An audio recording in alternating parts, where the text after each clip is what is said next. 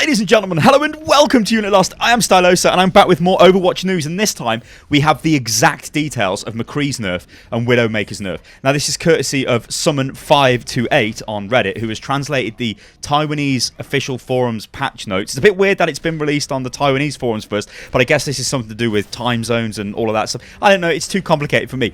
But this chap has translated it from Taiwanese into English, so we've got the details now, which is fantastic. So what the hell has happened to McCree? McCree, his Fan the Hammer damage has been reduced from 70 to 45, so that's pretty good. And we need to see, I mean, we need to play this to get a feel for it and see how it actually works.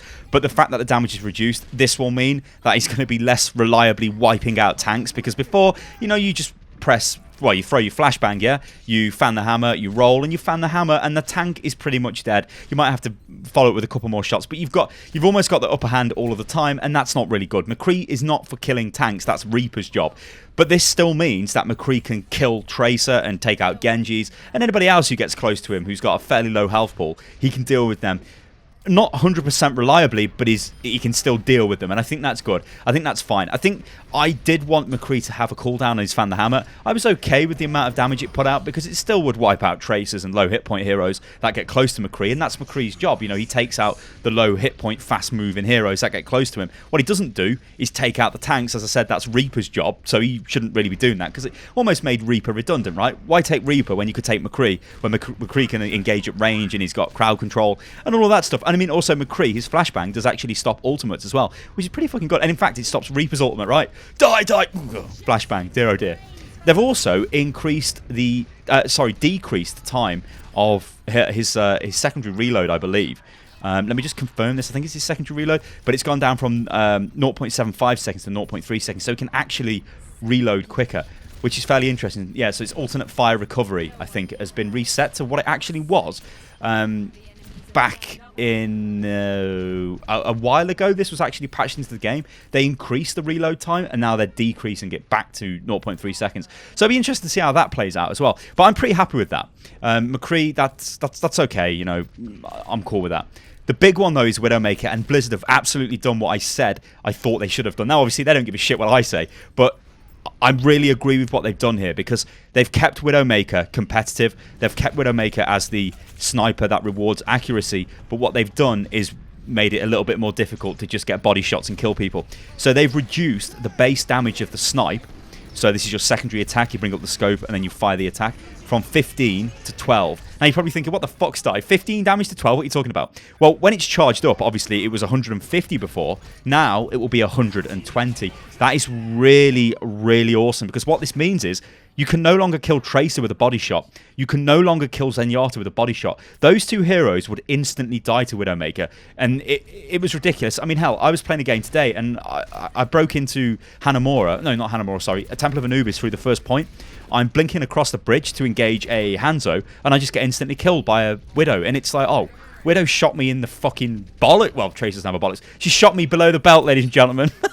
And I died, and I'm like, okay. That's a bit frustrating. So I'm happy that that's changed. I think this is more of an impact for people like Zenyatta, though.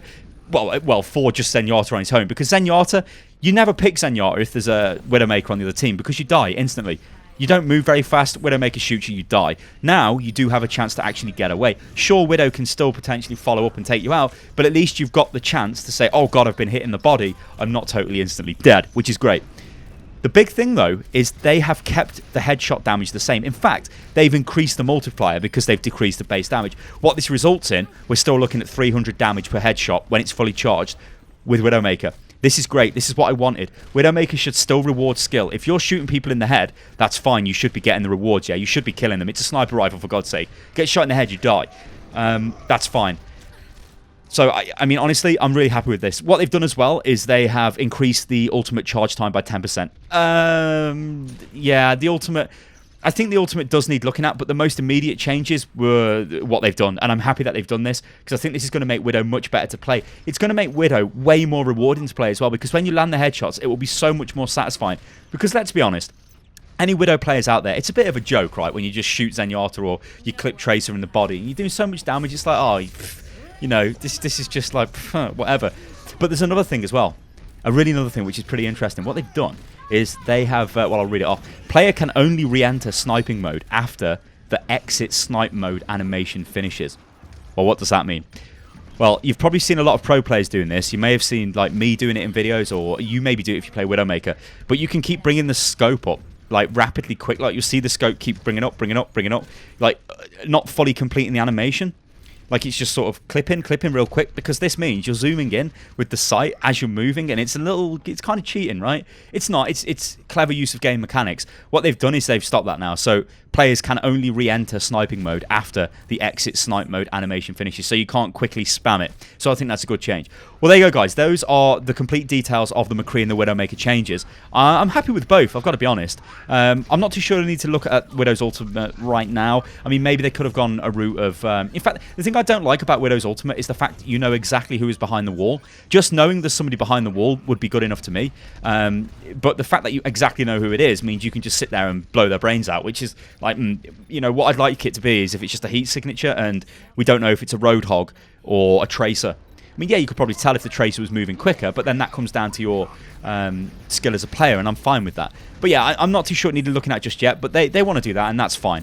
The McCree stuff, yeah, that's fine. Obviously, we need to see how all of this plays, and I need to talk correctly. But I'm pretty happy with this, guys. Let me know what you think about this in the comments below.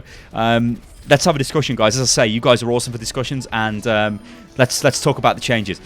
I think this should hit tomorrow as well, on Wednesday for the US and the EU, I believe. But yeah, don't quote me on that. Anyway, I've been Stylosa, guys. If you like me, then like the video. That'll be a beautiful thing to do. You can follow me on Twitter, which is @UnitLostGaming, and I'll catch you next time, guys. Toodaloo.